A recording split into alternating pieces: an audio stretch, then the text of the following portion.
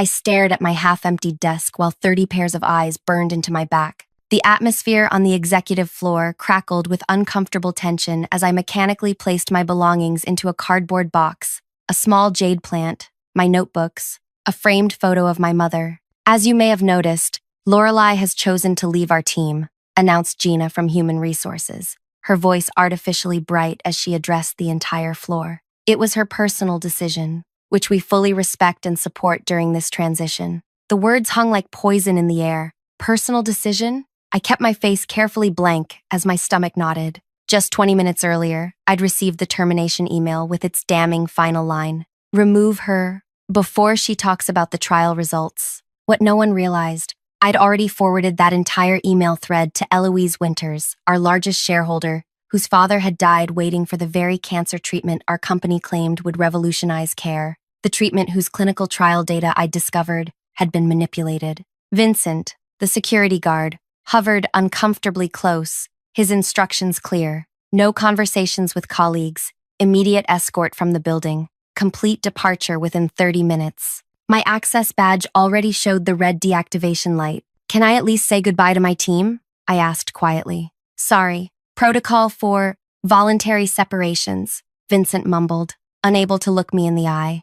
Across the floor, my assistant Zoe stared in confusion. Just yesterday, we'd been planning presentations for next month's conference. Now colleagues whispered behind raised hands, faces a mix of shock, pity, and in some cases, poorly disguised relief. My department head, Nolan, watched from his glass-walled corner office, phone pressed against his ear. When our eyes briefly met, he turned away sharply. This same man who'd warned me last week. You're making a catastrophic mistake by pursuing this. He'd been right, but not in the way he'd intended. I placed the last item in the box, my mother's photograph. The bitter irony wasn't lost on me. She'd died from the exact cancer our supposedly groundbreaking drug claimed to treat. The drug that internal data showed barely outperformed existing treatments when you looked at the original, unmanipulated numbers. As Vincent led me toward the elevator, I caught a final glimpse of Gina speaking in hushed tones to our chief medical officer. Their eyes darted toward me,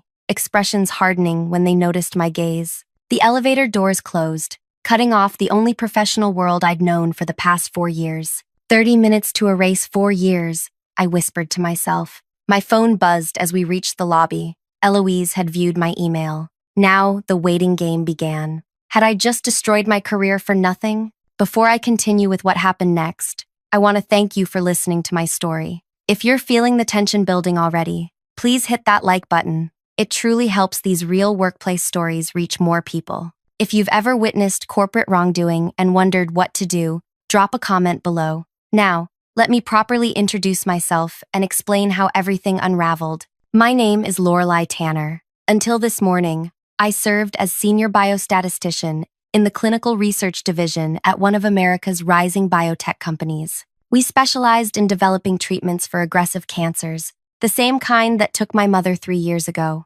That personal connection fueled my dedication to joining a company whose mission I believed in, creating affordable, effective treatments for patients with limited options. I wasn't an office troublemaker, quite the opposite. My colleagues described me as methodical, perhaps excessively detail-oriented. My performance reviews consistently highlighted my exceptional thoroughness alongside suggestions to consider broader implications. Nolan once called me brilliantly myopic, seeing details others missed, while sometimes losing sight of bigger objectives. The trouble started during final phase trials of our flagship cancer treatment, BX273. Initial results appeared remarkable. 67% of patients showed tumor reduction within 10 weeks. Our stock price surged. Executive bonuses followed. The atmosphere was electric. Then came my routine quality assessment. I designed these checks myself. Additional verification nobody requested, but that helped me maintain data integrity. Something unusual appeared. Participant numbers didn't align between interim and final reports. 57 patients had disappeared from the analysis. When I raised this with my supervisor, Madeline, she dismissed it. People drop out of trials all the time. They pursue other treatments, move away, lose hope. All 57 within the final 2 weeks? I pressed. Just work with the approved datasets, she replied, sliding a folder across my desk. Medical has already signed off, but these weren't just numbers. They were people fighting for their lives. People like my mother, who tried 3 experimental treatments before the end, each promising breakthrough results that never materialized. After hours, I investigated further. The original data showed BX 273 performing only marginally better than existing treatments, nowhere near the miracle drug our press releases claimed. But the FDA submission painted a different picture, with dramatic effectiveness achieved by removing participants who showed anomalous responses. I approached Nolan with printouts comparing the datasets. These exclusions violate our established protocols, I explained. Look at patient 2257, showed tumor reduction initially, then was completely removed from analysis. Nolan's friendly demeanor vanished. These are complex statistical decisions made by qualified medical personnel. Your role is analysis, not questioning methodology. But our published criteria for exclusion— Lorelei, he interrupted. This treatment could help thousands. Do you want responsibility for delaying that over some paperwork inconsistencies? That night, sleep eluded me. Paperwork inconsistencies? This was data manipulation that could mislead desperate patients while preventing truly effective treatments from being developed. The following week, I discovered a shared drive had been incorrectly configured, giving me access to executive communications never meant for my eyes. There it was, a message thread between Nolan, our chief medical officer, and the CEO. Investor meeting next week. Need stronger efficacy numbers. Phase 3 data, looking mediocre. Options. Statistical refinement possible.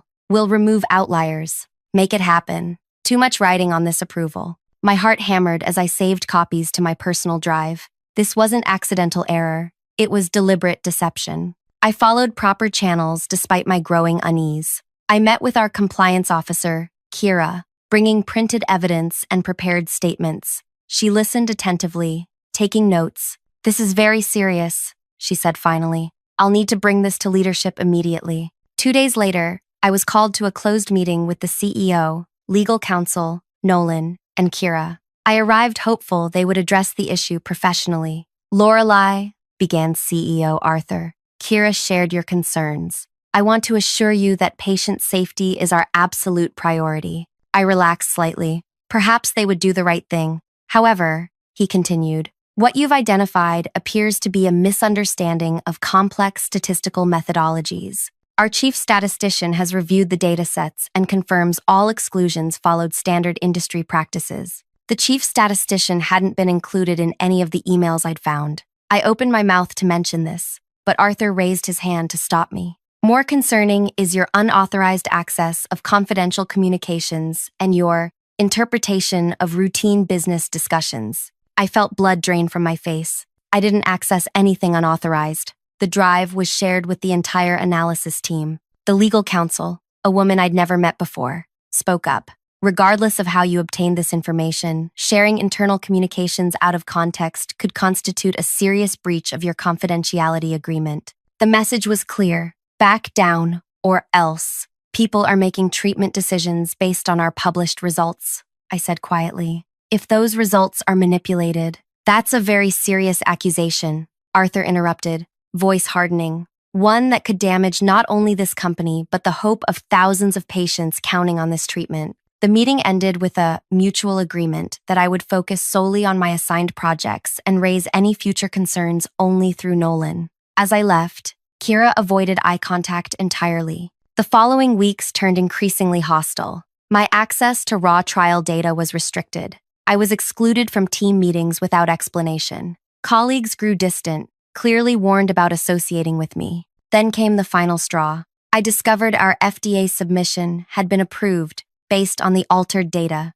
The treatment would soon reach patients, real people making life-altering decisions based on falsified effectiveness rates. That night, I made my decision. I compiled everything: the original datasets, the altered reports, the executive communications, my meeting notes. I drafted a detailed email explaining the discrepancies and their implications. After hours of hesitation, I sent it all to Eloise Winters, our largest individual shareholder and a vocal patient advocate since her father's death. The next morning, my termination email arrived before I even reached the office. Due to concerns about employee conduct and breach of confidentiality agreements, Employment is terminated effective immediately. Security will supervise personal item collection. Remove her before she talks about the trial results to anyone else. They hadn't expected me to arrive early. They certainly hadn't expected me to forward that very email to Eloise before security arrived. And now, walking away from the building with my small box of possessions, I wondered, had I just destroyed my career for nothing? Would anyone actually listen? Or would the company's narrative about a disgruntled employee prevail? My phone buzzed with a message from an unknown number. Received everything.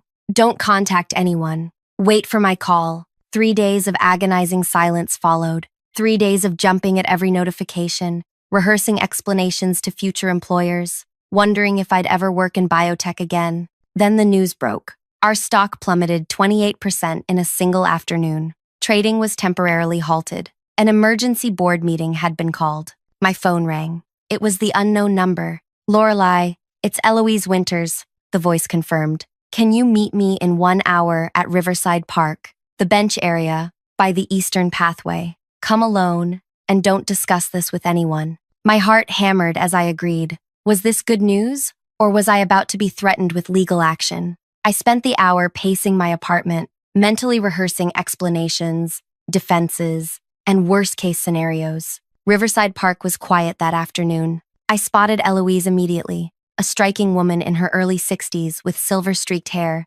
sitting ramrod straight on a bench overlooking the water. Unlike our brief encounters at company functions, she wasn't smiling today. "Thank you for meeting me," she said, gesturing for me to sit. "I've spent 3 days verifying everything you sent." I swallowed hard, and, "You were right," she said simply. "The data manipulation is undeniable. The board has hired an independent auditing firm to review all research protocols. Arthur has been suspended pending investigation, along with Nolan and the chief medical officer." Relief washed over me, followed immediately by fresh anxiety. What happens to the drug? To the patients? "The FDA has been notified. The approval process is on hold." Eloise studied my face. "You realized what this would do to patients like my father, didn't you? Giving them false hope while delaying potential treatments that might actually work?" I nodded, throat tight. My mother died waiting for effective treatments. Every week wasted on something ineffective is a death sentence for some patients. Eloise's expression softened slightly. "You sacrificed your career." "I did what anyone should do," I countered. "That's where you're wrong," she replied. "Most people would have looked away, kept their jobs, convinced themselves it wasn't their problem." The company held an emergency press release this morning announcing a thorough review of research practices. What they didn't announce is the board's vote to restructure leadership completely. My breath caught. What does that mean for me? It means you should be prepared for what's coming next. The company will attempt damage control. Arthur's allies remain in key positions. They'll try to discredit you, paint you as incompetent or vindictive. But the evidence. Evidence matters in court, Lorelei. In the court of public opinion, narrative often prevails. She wasn't wrong. By evening, industry blogs carried the story. Biotech rising star halts drug approval process amid data concerns. Comment sections already speculated about disgruntled employees and scientific disagreements being blown out of proportion. The next morning brought the company's official statement. "We take research integrity seriously and have launched a comprehensive review. While we cannot comment on personnel matters, we caution against mischaracterization of complex statistical methodologies by individuals without complete understanding of clinical research processes." The implication was clear. I was scientifically incompetent, making mountains from molehills. My phone began ringing with calls from former colleagues. Zoe, my assistant, sounded devastated. "Everyone's saying you didn't understand the exclusion criteria properly, that you misinterpreted routine adjustments." "That's not true," I insisted. "I know," she whispered. "I found something after you left. Nolan had me update the clinical protocol document, backdated to before the trial ended." My hope surged. "Zoe, that's proof of—" "I can't get involved," she cut me off. "I'm sorry, Lorelei. I have 2 kids and a mortgage. They're watching all of us now." One by one, former allies distanced themselves. My professional reputation unraveled thread by thread. Former professors suddenly couldn't recall my exceptional work. References became unavailable. LinkedIn connections quietly disappeared. Even my closest friend from graduate school, now working at another biotech firm, texted, "I believe you, but my boss says we can't have any contact. I'm so sorry." A week after my termination, the counter-narrative gained momentum. An industry publication ran an analysis questioning my statistical expertise. While never naming me directly, it referenced recent allegations and explained why apparent irregularities were actually standard practice in complex trials. The author, the chief statistician who'd supposedly reviewed my concerns, a man who'd never spoken to me directly. Eloise called again. "It's getting ugly. They've hired a crisis management firm." "The evidence speaks for itself," I insisted. "Evidence doesn't speak, people do. And right now, they're speaking louder than you." She paused. "The independent audit is proceeding, but slowly. Arthur's allies are stalling, claiming patient privacy concerns require careful review procedures. My savings dwindled.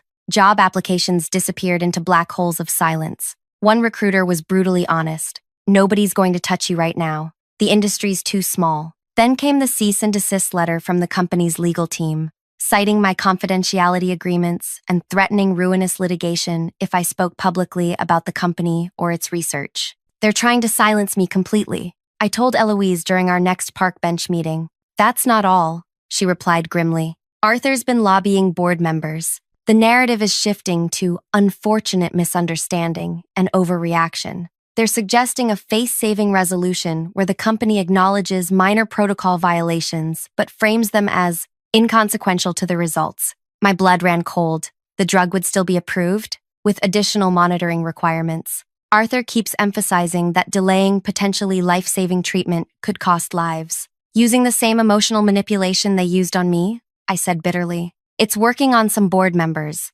Eloise admitted, "particularly those with significant financial stakes in similar research." The walls were closing in. I'd sacrificed everything only to watch the system protect itself. That night, I barely slept, tormented by visions of patients like my mother being fed false hope through carefully manipulated statistics. Morning brought a new blow. An email from a former mentor warning that industry contacts had heard rumors I'd been difficult and unable to accept oversight. My professional death by whisper campaign was nearly complete. I called Eloise in desperation. "They're winning." "Not yet," she replied. "The independent auditors are requesting access to server backups and cloud storage that Arthur's team claimed were accidentally overwritten. There's resistance. Why would they resist if they have nothing to hide?" "Exactly. Come to my office tomorrow. There might be another way forward." Eloise's private office occupied the top floor of a modest building downtown. Nothing like the gleaming biotech headquarters, but elegant in its understatement. Unlike our park meetings, today she wasn't alone. A woman in her 40s with piercing eyes introduced herself simply as Margot, legal counsel. "We've reviewed your situation," Margot began without preamble. "The company is methodically undermining your credibility while simultaneously burying evidence of wrongdoing." "I know," I replied miserably. "What you don't know is that 3 more board members have flipped to Arthur's side." The narrative of minor procedural oversights is gaining traction, especially when paired with emotional appeals about delaying treatment. Eloise leaned forward. "Arthur has scheduled a special board meeting for next Monday. He's confident he has enough votes to conclude the investigation with minimal findings and proceed with the FDA application." My throat tightened. "So I destroyed my career for nothing." "Not necessarily," Margot said, "but we need to consider your position carefully. The company has vastly more resources and is prepared to portray you as disgruntled, vindictive, and scientifically incompetent. A direct confrontation would likely end poorly for you. So I should just give up? Let them sell false hope to dying patients?" "No," Eloise interjected. "We adapt. Sometimes the direct approach fails where a flanking maneuver succeeds." Margot slid a folder across the table. "We've been building a different strategy, one that doesn't rely on proving the data manipulation, which they're actively obscuring, but focuses on something else entirely." I opened the folder to find meeting minutes, calendar invitations, and travel records. "I don't understand." "Keep reading," Eloise urged. As I flipped through the documents, a pattern emerged. Private meetings between Arthur and representatives from a competing pharmaceutical company. Unusual travel coinciding with offshore banking activity. Stock transactions through shell companies. This isn't about data manipulation, I realized. Arthur has been selling research secrets to competitors while simultaneously manipulating data to maintain market advantage, Eloise confirmed. The data manipulation you discovered was just one symptom of a larger disease. Can we prove this? We're close, Margot said. But we need someone who understands the research intimately, someone who can connect specific data points to specific leaks. They both looked at me expectantly. You want me to help build this case? I asked. We want you to be ready, Eloise corrected. When we present this to the board, Arthur will attempt to discredit the findings. He'll claim misinterpretation of innocent activities. We need someone who can immediately counter his technical explanations. Hope flickered, then faltered. Won't they just dismiss me as biased? Not if we present the evidence strategically, Margot explained. The whistleblower is most vulnerable when standing alone, but as part of a coordinated effort with established allies, the dynamic changes completely. For 5 straight days, I worked alongside Eloise's team, connecting dots between research milestones, Arthur's secret meetings, and competitor product announcements. The picture grew clearer. Arthur had created a lucrative side business selling proprietary research while manipulating trial data to maintain investor confidence. The day before the board meeting, we finalized our presentation. Margot seemed satisfied, but I remained skeptical. Arthur has spent weeks destroying my credibility, I reminded them. Why would the board believe me now?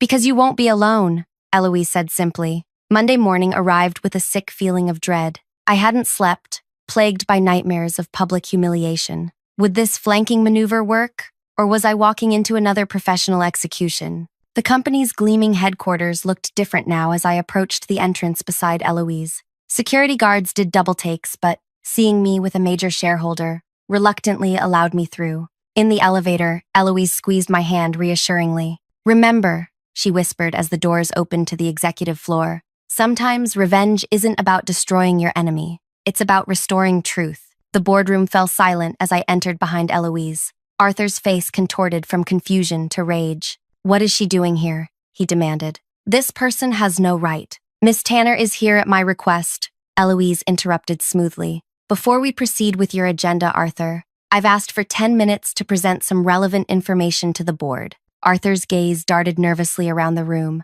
assessing allies and threats. This is highly irregular. We have a full agenda today. I'm sure we can spare 10 minutes, said an elderly board member I recognized as the former chief scientific officer, especially for our largest shareholder. Arthur's jaw tightened as he reluctantly nodded. 10 minutes. Eloise gestured for me to be seated as she moved to the front of the room. Before I begin, she said calmly, I'd like to introduce someone else who will be joining us. The boardroom door opened again, and my heart stopped. Zoe walked in, clutching a laptop and looking terrified but determined. Behind her came the chief statistician, Dr. Barton, whose analysis had been used to discredit me. He avoided eye contact with Arthur, whose face had drained of all color. What is the meaning of this? Arthur sputtered, half rising from his chair. Please remain seated, Eloise directed calmly. We have several matters to discuss before your proposed vote. The boardroom crackled with tension. I noticed Nolan shifting uncomfortably in his seat,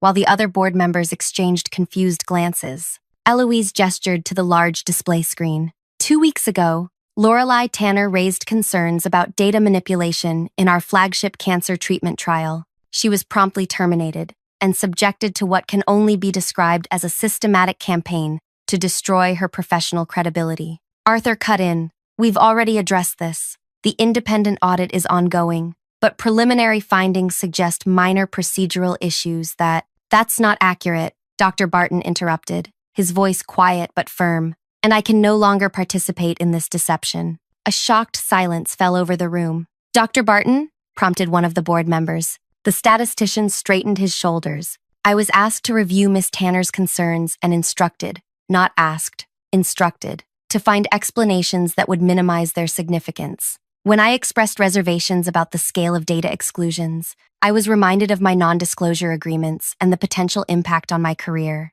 Arthur's face had turned from white to mottled red. This is preposterous. You're speaking completely out of turn. I have the original data analysis, Dr. Barton continued, as if Arthur hadn't spoken, and the modified versions created after Miss Tanner raised concerns. The differences are not minor statistical adjustments. They fundamentally misrepresent the drug's efficacy. The temperature in the room seemed to drop 10 degrees. Board members leaned forward, expressions grave. Eloise nodded to Zoe, who connected her laptop to the display system with trembling hands. 3 days after Lorelei was terminated, Zoe explained, her voice initially shaky but growing stronger. I was instructed to modify the clinical protocol document and backdate it to before the trial concluded. The original stated that patients showing any adverse reaction would remain in the analysis. The revision changed this to exclude patients with anomalous responses not consistent with treatment protocol. She pulled up both documents side by side on the screen. This revision, she continued, was created specifically to justify removing the 57 patients Miss Tanner identified after they had already been removed from the analysis. The board chairman, a distinguished older man who had remained silent until now, addressed Arthur directly. Is this true? Arthur's expression hardened. These are complex research methodologies being mischaracterized by junior staff with incomplete understanding. Our legal team has reviewed all protocols and found them consistent with industry standards. That's also not accurate, came a new voice from the doorway. All heads turned to see the company's legal counsel, Whitney, enter with a thick folder. The same woman who had warned me about breaching confidentiality during my final meeting with leadership. Whitney? Arthur's voice cracked slightly. What are you doing? My job, she replied simply, placing her folder on the table. The legal department did not approve these protocol changes. In fact, we specifically advised against them in writing.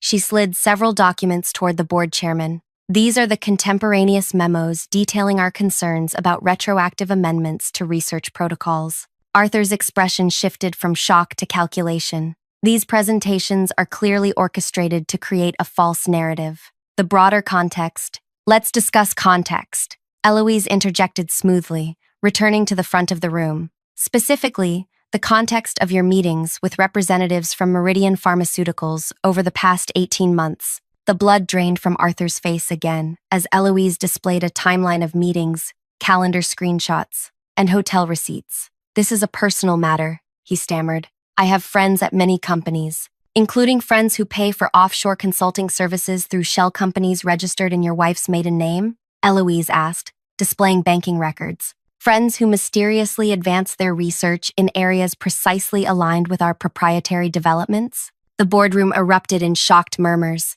This is absurd, Arthur declared, but his voice lacked conviction. You're connecting unrelated events to create conspiracy theories. Dr. Barton cleared his throat. There's more. He tapped on his tablet, and the screen displayed a technical comparison of molecular structures. This is our proprietary compound from Phase 2 trials last year. This, he said, highlighting another structure, is Meridian's breakthrough, announced 3 months later. The similarities cannot be coincidental. For the next 20 minutes, the evidence mounted, precise correlations between Arthur's undisclosed meetings and Meridian's research advancements. Data manipulation, time to maintain investor confidence, despite research leaks. Nolan's role in pressuring research staff. The systematic effort to discredit me after I raised concerns. Arthur's initial bluster gave way to tight-lipped silence. Beside him, Nolan stared fixedly at the table, occasionally shaking his head slightly as though unable to believe what was happening.